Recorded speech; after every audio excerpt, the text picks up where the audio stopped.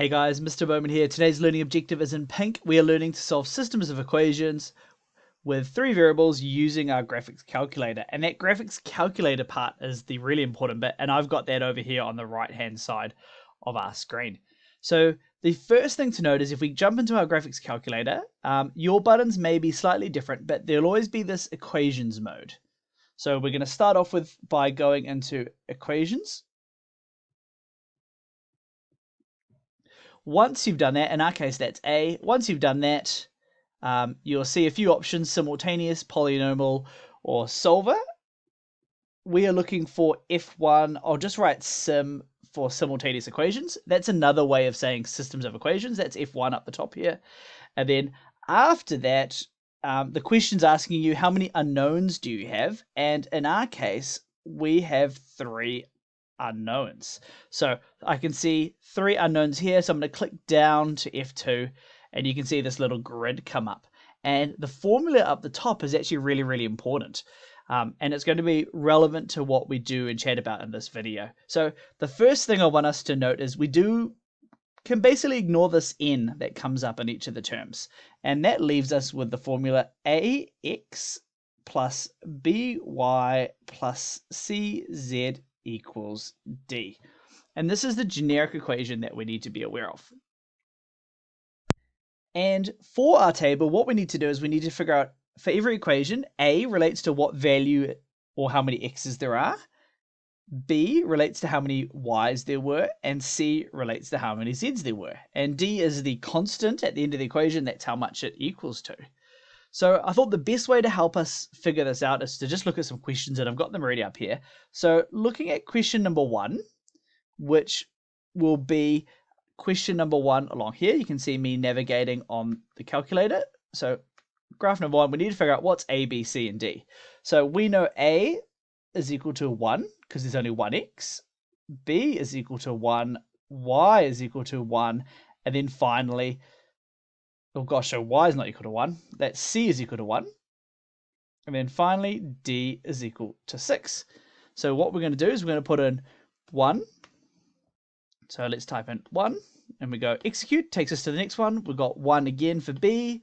1 again for C, and then 6 for D. And that takes us to the next equation. So let's have a look down here. So let's do this a bit further down. So we've got A is equal to 1 because we have 1x. B is equal to 2 because we've got 2 y's. C is a little bit tricky. It is 0 because if you have a look, there's 0 z's in this equation here.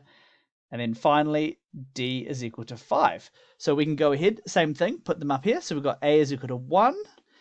And then we've got B is equal to 2, C is equal to 0, and then 5 is equal to D.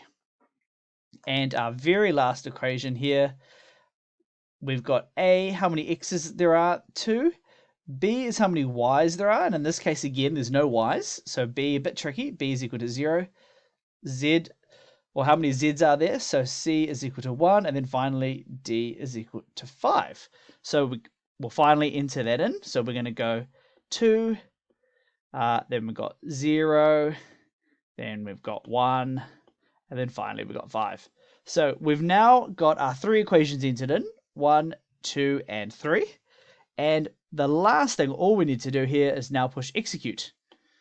And that'll tell us the values for x. So what we're going to do is we're going to say, therefore, x is equal to 1, y is equal to 2, and z is equal to 3. And like that, we avoided a whole lot of messy algebra, and we've used the ABCD graphics calculator method to help us finish this question. Okay, so we're having a look at the second question. Now for the calculator, we're in the question. The back button for this calculator is kind of like that exit button. So we're going to push exit, we're going to push, and then we're back to our mode. And now what we're going to do is we're just going to override all of what we've done, or we can push delete, F1, and you'll see everything's gone away as well. So let's have a look at our second question. So equation number 1, just up here. This one's going to be a bit more annoying because we're going to have negative numbers. A is equal to negative 2 because we have negative 2x's. B is equal to 2, and that's because we have 2 y's. C is equal to 1 because we have 1z. And D is equal to 14 because we have the 14 at the very end of our equation. So let's enter this in. We've got 2, we've got -2. Oh gosh, I've got those the wrong way around, haven't I? We've got -2, we've got 2, we've got 1, and we've got 14. And that mistake I made is probably the most common error you see with these, just accidentally putting in the wrong number. And you might get some funny, weird answers to help us out. So equation number 2, we've got the x's, we've got -2y's, we've got 1z, and we've got -5 for d. So let's write that all down. So we've got a is equal to 3, b is equal to -2, c is equal to 1, and then finally d is equal to -5. So we're going to put that all in. So we've got 3 for a, -2 for b, we've got 1 for c, and then finally we've got -5 for d. And our very last equation, let's carry on down the side here. We've got -1x, so our a value will be equal to -1. We've got 1y, so our b value will be equal to 1. We've got -2z's, so c is equal to -2. And then finally, we've got -8 as the constant at the end. So again, we're going to put that in. So we've got a is -1. We've got y, or b is 1. We've got c as -2. And then finally, d, -8. So I've filled in my grid. Again, most common error is going to be a input error. So always keep an eye out for them, particularly if you get funny answers. And we're going to click execute, and there we go. So at the end of it, we're going to say little triangle. And if you're wondering what that means therefore x is equal to -3. And we've got y is equal to 1. And then finally, we've got z is equal to 6. So quick video. Hopefully you understand the ABCD method. Hopefully you can get them from the equations, and hopefully you know how to use the graphics calculator to do that.